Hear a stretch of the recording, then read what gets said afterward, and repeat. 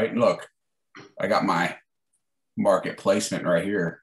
Dude, that's a Savage cup. My wife, the thinner one you gave us, Yep. it's the only thing she drinks out of now. She I mean, goes, "You tell Travis this is the greatest thing I've ever owned." So, awesome. I freaking love it. I well, freaking now that love I'm it. thinking about that, wait, she's got me, and I think better than me, huh? Well, Strange. we're just disposable parts, man. I mean, we can talk about marriages and relationship another time for sure, but Yeah, we can do that. We want to go down that rabbit hole. no, that's all goodness, all goodness. All right, here we go. Good evening, afternoon, wherever you are. It's 5 o'clock somewhere. My name is Travis, and I'm the host of Oscar Mike Radio. And this is a show about veteran stories, military history, and happenings, and people who help us veterans out. And I'm with one of them, my good friend who I've met and known and come to love, Mr. Brian Walker, incoming president for the VFW in the state of Tennessee. Brian, welcome to Oscar Mike Radio. Thank you, Travis. It's a pleasure. And actually, I'm the incoming state commander. Oh, So, sorry, I got it. No, you're fine. You're fine. It happens. But yeah, incoming state commander. Incoming state commander.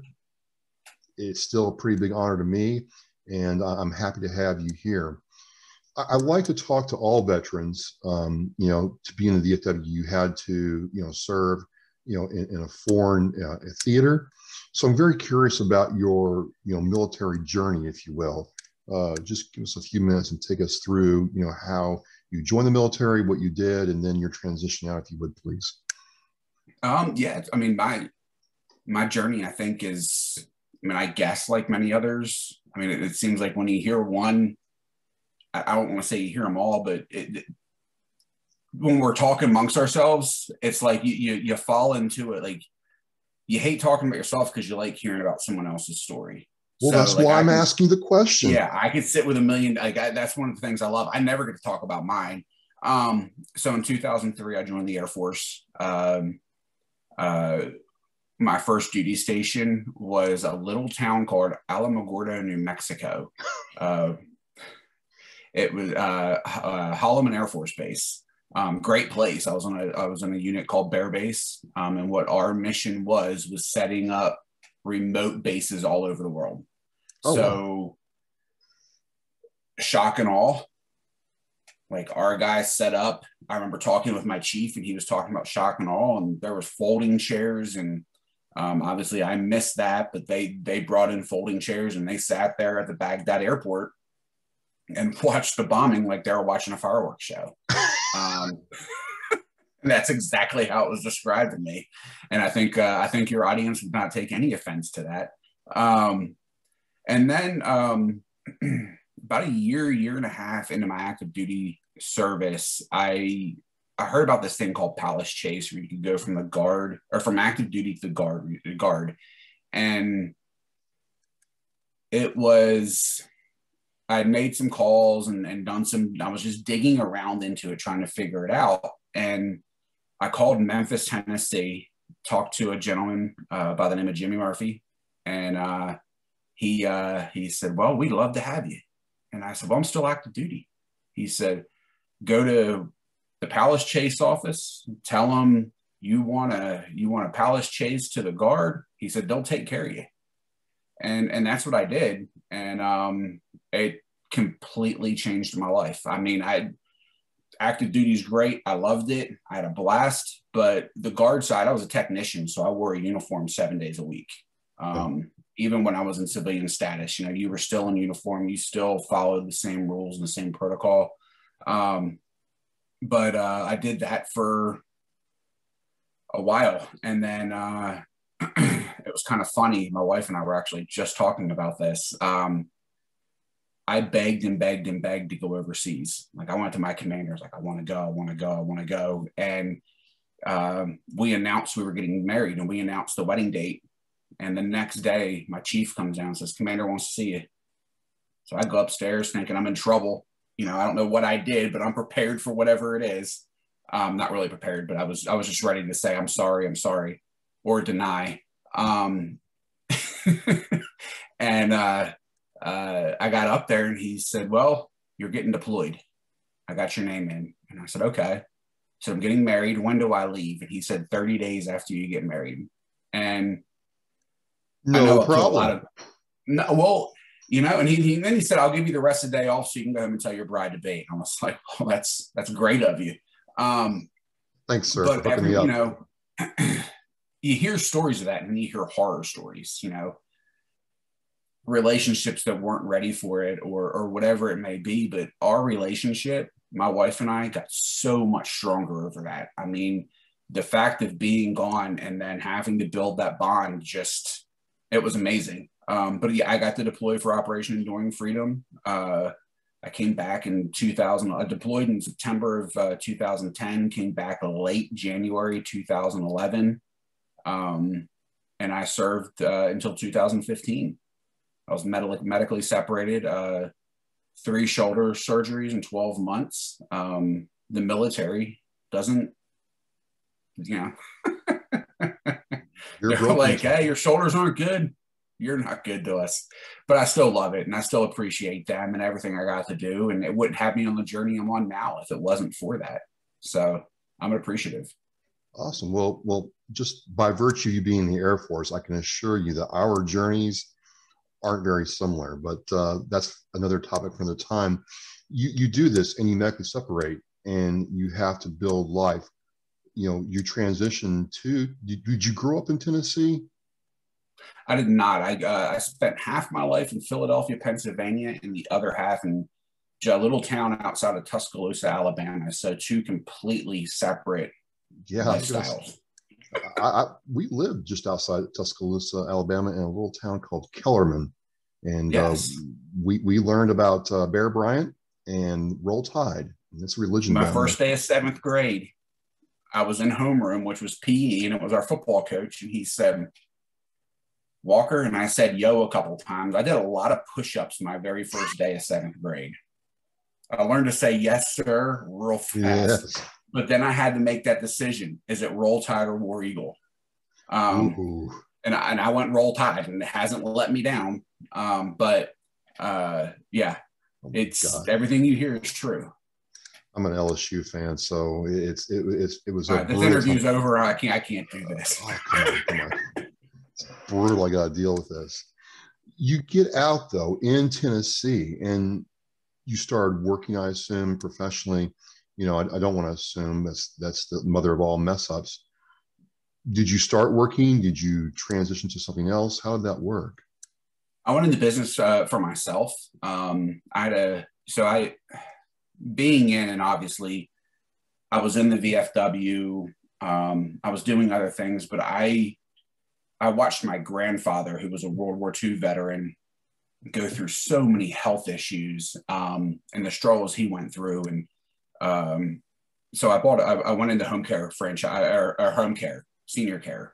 And I had a senior care company. And I mean, I loved it. One of my first patients was a tail gunner on a B-17 that was shot down over Holland.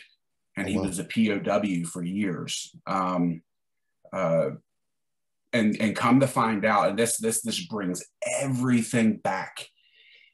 We're talking, and I'm talking with his daughter. His daughter goes and grabs a picture and brings the picture of him standing on the tail of his shot down plane.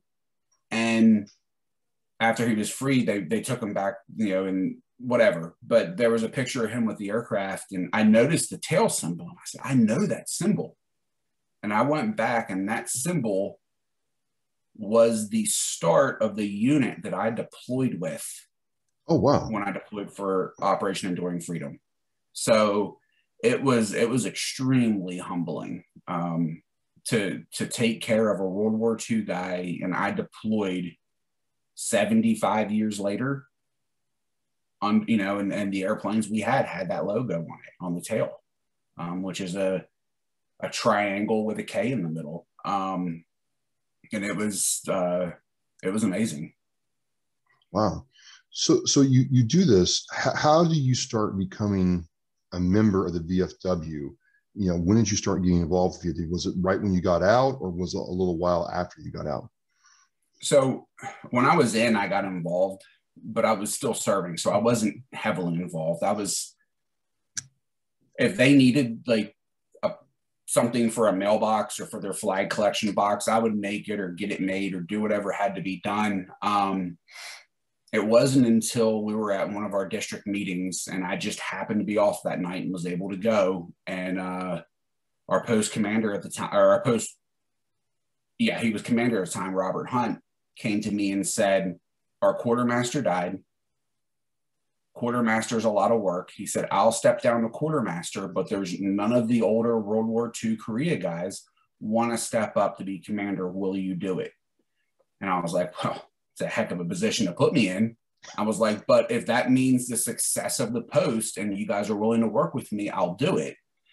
And I did it for a few years and, you know, we did okay. It took me a couple of years to get my feet wet. But then once I did, and I realized what was going on and how it worked, then I was able to say, okay, we identified a post that wasn't operational. It was primarily a World War II generation, hadn't really been used since the early 2000s, late 90s. And I stepped in there and we were able to make that an All-American post 3 years in a row. So one of the things that I'm experiencing through, you know, my travels and talking to people and just, you know, what's going on is the VFW is, I wouldn't say on the ropes, but they certainly understand there is a youth problem, to be candid. And one of the things that's really interesting when I first met you in 2019 at Semper Sliders, actually, I think it's where we met. Well, actually, we met at the courthouse for Andrew. When then we talked it further at Semper Sliders, is there's a drive with Tennessee to infuse youth and passion and vigor back in the VFW. And I'm curious, you know, what's your approach to that? How are you doing that? Because that's not a simple thing in today, especially when you add COVID and other things to it. It's so for us and the VFW as a whole. Now I'm gonna go ahead and put a blanket statement out there. Okay. The VFW gets the rap, and when I go talk to groups, like I went right before COVID, I was invited to speak to the Mid-South Realtors group, which is the Mid-South area, which is Arkansas, Memphis, or Tennessee, Mississippi. It's a big area. And there was about 400, 500 realtors in there. And I always open up with, when I say VFW, what do you think? And everyone gets quiet. Every once in a while, and then you start, and, you know, I push them and I get dark, smoky bar, a bunch of old people, you know, that those are the typical responses I get. And what we found is with our generation, we're no different than World War II, World War I, Korea, Vietnam. Like when we're young, we want to be involved in the community. We want to do things in the community. So when we started pumping out about our scholarships and the different things we do as an organization, that excelled us to a different level. And then as I got in and learned more, if you call our national office, it's just about all younger veterans running every department, involved in every level, and how supportive they are. So I think some of the stigma that goes on, I think it's pockets. And what we've tried to do here in Tennessee is promote what we do good in the community. And then what we really did was we took the social media aspect of the world we're in today, and we drove through it and just pushed it and pushed it and pushed it. And I mean, me personally, just paid ad, just trying to grasp and get some kind of traction. You know, it's like you're stuck in the mud and you're trying to get that wheel spinning and you're finding anything you can stick under there to get traction. That's what we were trying to do, and it worked. I mean, we got key players in place. you know, I look at the movement that we have right now in Tennessee with the younger veterans. Like the grandfather of that is the guy who recruited me, Robert Hunt. Then you go and you've got myself, and there's a handful of others. But then in the most recent years, you've had people like Justin Johnson, who I think I don't know if you've interviewed Justin, but I know you know who he is. Yep. And especially Andrew. Like these guys have helped accelerate this, and just they threw fuel on the fire. And the VFW in Tennessee right now has, like, the younger veterans want to be part. They want that. So we literally cannot stop recruiting right now. Our recruiting is, there's certain posts in the state that have this wheel turning, man. And it's just, it's like I don't want to call it a cultural phenomenon, because that's, I mean, but within the veteran community, it almost is. Like, people just want to join. They want to be part of it because they see what we're doing. Well, one of the things you're doing, and one of the reasons that we're talking on his birthday, folks, and I'll tell you what, Brian, I'm going to sing happy birthday to you at the end of this show, because I love you, dude, is, love you too, brother. You all are putting on a golf tournament at the end of April. And it kind of coincides with the Freedom Tour that's also a VFW event. And I thought it was really interesting. You have a golf tournament. Everybody knows what a golf tournament is. You go out there, you drink your booze, you tip it back, you throw money at it, and you have a good time. But you've used this as a way to bring volunteers, aka prospective members, into the VFW. But also the Freedom Tour is something completely new and different. So I want to talk about the golf tournament first, because it doesn't seem like your typical run-of-the-mill golf tournament. It seems like veterans in your area truly understand the need for it and are behind it to support it. So let's talk about that first. How's that golf tournament an indicator of veterans getting involved in the Tennessee area, or Middle Tennessee? Yeah. Well, so it's really all of Tennessee. So the golf tournament, we Texas, and I love to throw Texas out there. Dan West, if you see this, I love you, brother. We got to get Dan on your show. Dan's fantastic. Okay. But Dan West is like one of my biggest role models in this organization. And I went to him and I said, Dan, like, we're here. We want to get here. How do we do it? And we talked about a foundation. And I reached out to Kevin Jameson, who's another great friend at the VFW Foundation National. And what the foundation does, and a lot of people don't realize that the VFW is VFW posts are a 501c19. We're not a 501c3. When we open a foundation, we become a 501c3. That opens so many more doors for fundraising and so many more opportunities for us as posts. One of the things I love about doing a foundation, and this is what we got with Andrew about, and how the golf tournament got started, is we can do a virtual pantry for veterans, meaning Humana, they do their Combating for Hunger campaign. 1 in 4 Iraq, Afghanistan veterans suffer from food insecurity, which that number blew my mind. That means if 4 of us are in a room, 1 is struggling to eat a meal. That's insane. It's extremely insane. It just blew my mind. So I talked with Dan, and we were able to figure out that for every 100, Texas went above and beyond, man. Like, I'm telling you, and I tell them all the time, they owe us. They owe Tennessee. Well, usually it's the other way around. He brings it up every time. He's like, yes, you owe us, or we owe you. But they hired a nutritionist, and then they went to Walmart.org or .com, sorry, and a veteran needs a meal. Literally, they can plug in the address, they pay for it. Walmart ships it to that person's house.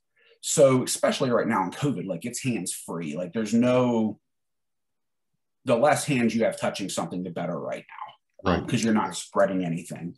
But for us, it was opening that door. It was saying we need to do something and go a step and above and beyond. If we want to get to the next level, we got to do something. And Andrew was getting ready to announce his candidacy for state chaplain. He said, you know, Brian, we need something to do. Like, what should I do?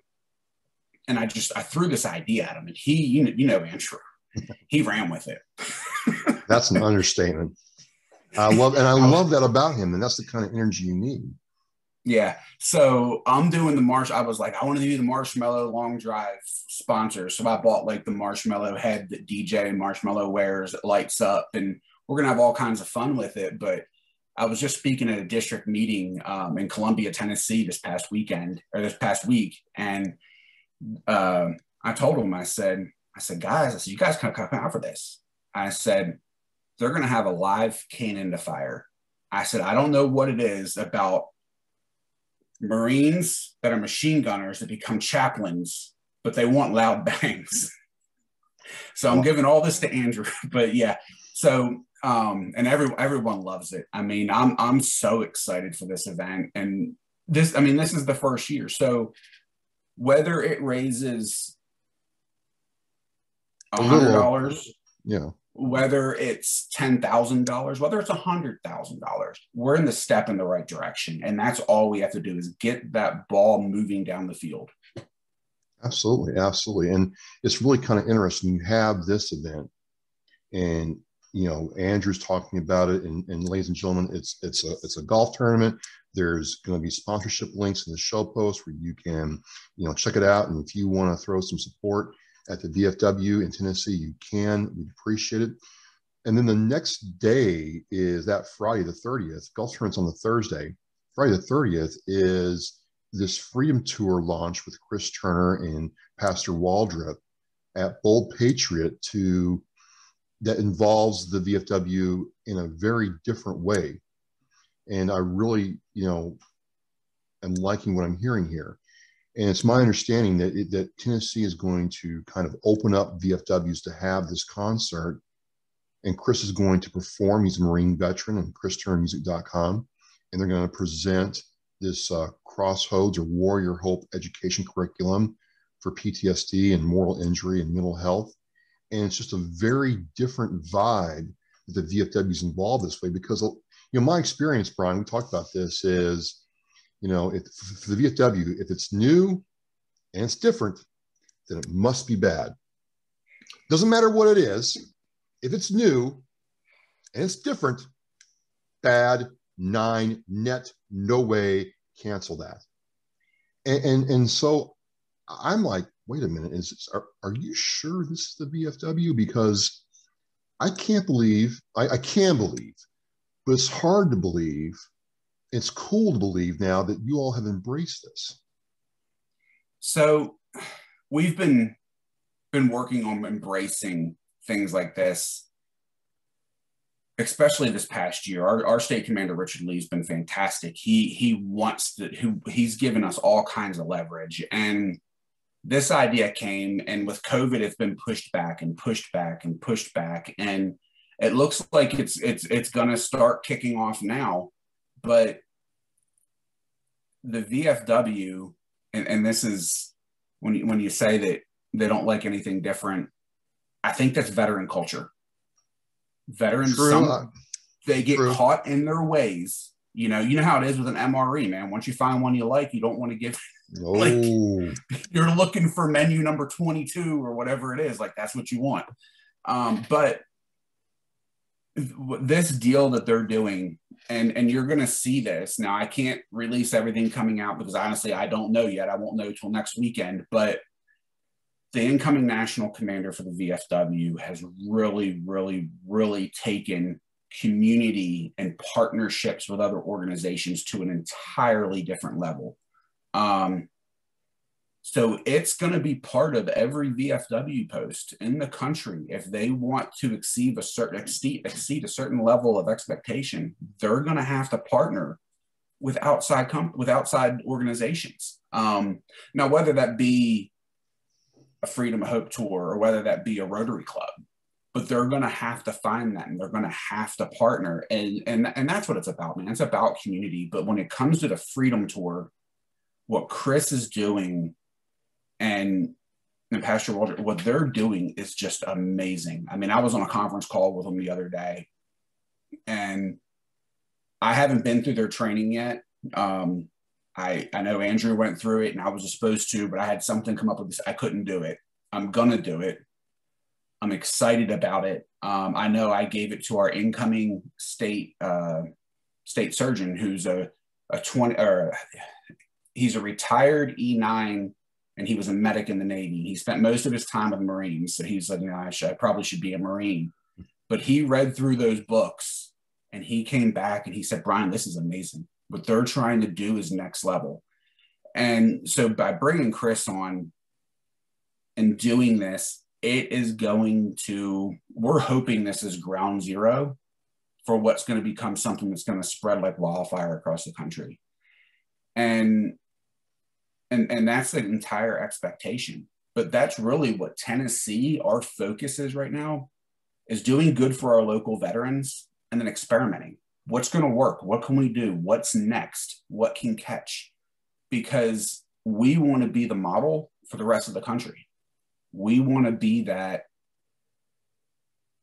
I guess, that big brother or that person you look up to, or, we want to be giving the next, not even, and I struggle when I say this, because we want to give for the next generation. I'm 42, I almost said 41. I'm 42 now, and I'm not 21 anymore. I'm not that young airman who likes reading books anymore. No, I'm kidding. I had to put the Air Force joke in there for you. But I never liked reading books. But we have to look at the next generation, what's coming behind us, because there's gonna be, if you look at American historical data, I think it's like every 10 years we're in a war, if you look at it through the stats.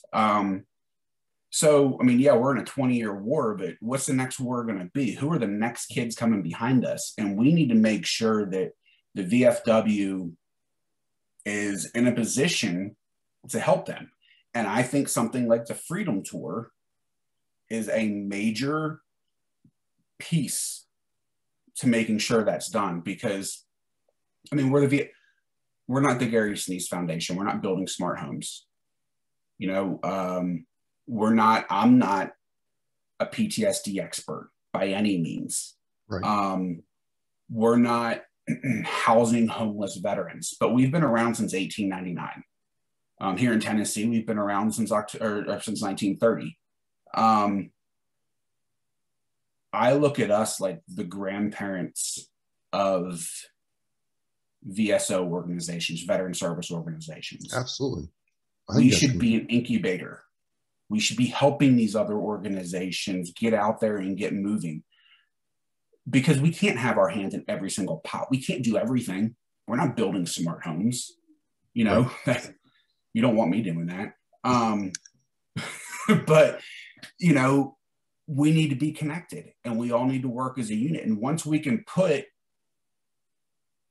everything aside and say the veteran comes first, you come first, we need to help you, we need to do what's right for you, that's when all this becomes a success. Well, as you do these things, come up at the end of April and then transition to state commander, is that your mission, core competency, belief system, mantra is the veteran comes first and everything else will follow? How are you handling that? Because you're going from one role, what's very localized, to covering the entire state. And I say that because I noticed that when I come to Tennessee, and when I've driven through Tennessee, I've told Andrew this, I've told other people this, the first time I did it, 20 years ago, it's 3 different states in one state, and it's long. It's almost as long as Texas is, and that was a long ride. So you're having to administrate and minister and serve 3 different population and culture groups. you know, as you take this role on, you know, what's going to be your approach? My approach is going to be education. Yeah. We need to educate our veterans and our community on what we do. So fast, the community aspect gets thrown out of it, but we do a ton. I mean, I think the last fact sheet I saw was the VFW did $3 million in youth scholarships. I mean, that's a lot. But a lot of people don't realize that we also do have a service officer aspect to it. And we've just passed the $9.4 billion mark in recovered benefits for veterans. $9.4 billion. And I might get in trouble for saying this, but I'm going to say it anyway. Wounded Warrior Project. Well, you won't. We do You won't get in trouble. We do a lot of their claims. They pay the VFW, VSOs to do their claims. A lot of them. We don't advertise that. We don't advertise what we do as an organization. So when I travel around the state and I'm talking to our West Nashville post and John, the commander there, or if I'm going down to Chattanooga and I'm talking to David Chadwick, our buddy down there, or anyone across the state, they're like, man, when are we going to advertise what we do? When are we going to talk about what the VFW does? You know, we see all these commercials for Wounded Warrior, but we know our guys are doing claims for them. But yet you got Mark Wahlberg doing a commercial for them, Tracy Lawrence doing a big superstars. And when are we going to promote? The time's now. We're going to start promoting in Tennessee now. We're going to have our own fact sheet. We're going to promote what we do. We're going to promote our scholarships. We are going to push and let the community, the community supports us. If we go out and ask for donations, whether it's our poppy programs, whether it's for our scholarships or whatever we're doing, you know, those are civilian dollars rolling in. So they need to know that their money is hard at work to support the veterans in their community. But we also need to let the veterans know, you know, don't come visit your local VFW post, talk to your commander, get your contact information for your service officer, reach out. That's what we're here for.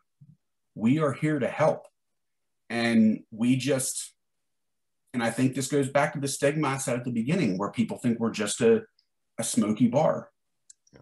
You know, once you realize that we are here to help veterans, and that's what we do, our bubble is going to go from, like, Tennessee, like, we're here. I'm hoping back, like, we're out here. We're going to blow up because we have to. We don't.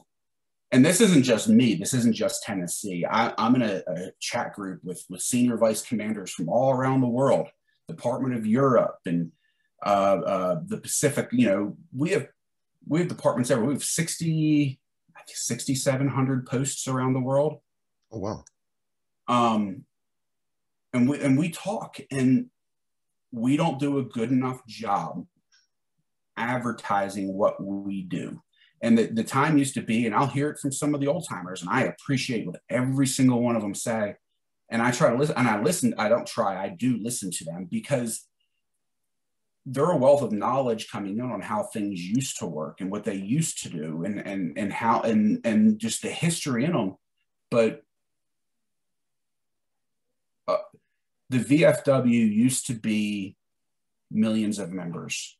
It used to be massive, and a lot of them still in their head think, well, we're the big boy on campus. We can walk in and say, hey, we're the VFW. We want, you should just come to us. We shouldn't have to go beat pavement. That's not the facts anymore. Right. You know, one of the things I get criticized the most for is, and it was in the beginning, it's lessened now just because of the fact that what we've accomplished. But it used to be, well, you're on social media, all you're doing is self-advertising. I'm not just self-advertising, I'm promoting the organization, but you know as well as I do, in today's marketing world, You've got to put a face with something. Yeah, you're not You've going got to to. connect with people if they can't see that a figurehead is connected to the same thing. Mm-hmm. Otherwise, it's Mm-hmm. just a marketing pitch, and people see through that now, Really quick. especially the demographic you're trying to reach. Yep. Yep. And veterans, I mean, you know it as well as like, I had this, we don't trust anybody. We we Everybody's trying to scam us. we sniff. That's why I kind of sniff my nose, because we can sniff out the bullshitters. Yeah. And I get told all the time, you're not a very trusting soul. Why is that? Well, I've had my education, let's put it like that. But I think this all comes to a full circle where it's not just somebody passively waiting to get served. It's a group of you all, led by a certain individual, whether it's you or somebody else, who's saying, hey, the veteran comes first. We're going to go after there and get it. And I think that's why, your mission and your story resonates with me so much, and people that, work with, us. I think that's why we support you, and I'm so happy to do so. So as we kind of wind this down before I sing you happy birthday, it just, there's this current of excitement that I want people to know about. Because the Mm-hmm. question I get asked is, well, okay, you're up in New England. Why do you care about someone in Tennessee? I said, because, that person, sat down with me at Simper Sliders in Nashville and took the time to explain what their vision is. I said, that's what we need to see more of as veterans. And I think that's why you guys are going to have the success you're going to have. I mean, am I wrong? Am I seeing that wrong? Because I don't think I'm off in that regard. No, and it's not okay. So I'll be commander. Um, I'll be conducting meetings. I'm the one that's ultimately responsible if things go wrong. It's on me. But if things go right, it's a team. Right. We are a team. There's guys that are coming to me with ideas and they're like, I want to do X. Put the plan together. Let's get it together. And that's their thing. I'm not going to stand up there and say, well, we did this and this is me. No, this is this person. This person did this. And if they don't feel comfortable laying out their plan and what they have and what they're doing, I'll get up there and do it for them. But I'm going to have them sitting front row, if not standing next to me, because this is a team. You know as well as I do, our generation going through the service, it used to be, what was the Army? An army of one? Yep. Like, you're not an army of one anymore. You're a unit. You're a team. Teamwork plays together. And if I wouldn't be here if it wasn't for people like Robert Hunt, Andrew, Justin, like the list goes on, David Chadwick, John, Tyler, like there's so many of them across the state of Tennessee, that even Texas, Dan West, we wouldn't be in this position if it wasn't for those guys. So they're just as much in this as I am. And I love every single one of them. And that's what's going to make us a success, is because this is a unit. This isn't one person standing behind a podium saying, we got to make 100%, and that's how this is going to work. It's not just about the membership. The membership's important. That's how we get our numbers. Here's something a lot of people don't know about the VFW. Our national commander gets to sit down with the US president one-on-one and talk about veteran issues. There's a lot of veteran organizations that people donate and support to that don't get to do that. Right. There are very few that get to do that. And that's the difference of what the VFW is. But we have to operate as a unit and be one. Well, speaking of unit, I mean, April 29th, we're going to have a unit exercise where we hit a small projectile distances for accuracy. Right up our alley. We're going to have cannons and, all kinds of cool stuff. We're going to have a Freedom Tour launch the next night, the Bold Patriot in Nashville. What I'm trying to say, folks, is you can no longer say to me that the VFW has nothing going on, especially if you're in Tennessee. And if you're not there, well, then, you missed out on a great time. So, Brian, I just want to thank you for coming on and talking with me. And folks, it's April 8th, this is going to air later, but this is birthday. It's your birthday, Brian. He is 42. And, you know, I feel led, you know, to give something back to you. I'm going to sing you happy birthday to close us out, brother. How about that? I appreciate it, man. All right, here we go. I want to hear a Marine sing. All right, here we go. Here we go. Here we go. Happy birthday to you. Happy birthday to you. Happy birthday, dear Brian Bubbaloo. Happy birthday to you. Now, I appreciate it, Travis. That was gorgeous. The only thing I was afraid of was that you were going to say happy birthday, Mr. President. No. Oh, that's funny. That was gorgeous, man. I appreciate you. You know I love you. All the love to you, man. Happy birthday today. I think it's great. I can't wait to see you here in a couple of weeks. And yes, sir. Much success on you know, your transition and your role for this year and going forward. I'm happy to be a small part of it. No, you're a huge part, and we appreciate you. Thank you. All right, folks, we're winding down this big promo week for the Freedom Tour and the VFW Foundation Golf Tournament in the Nashville area. I have all the links, the sponsorship links, the show links, everything in this show post. Wish Brian a happy birthday. We'll see you in 2 weeks. Thank you very much.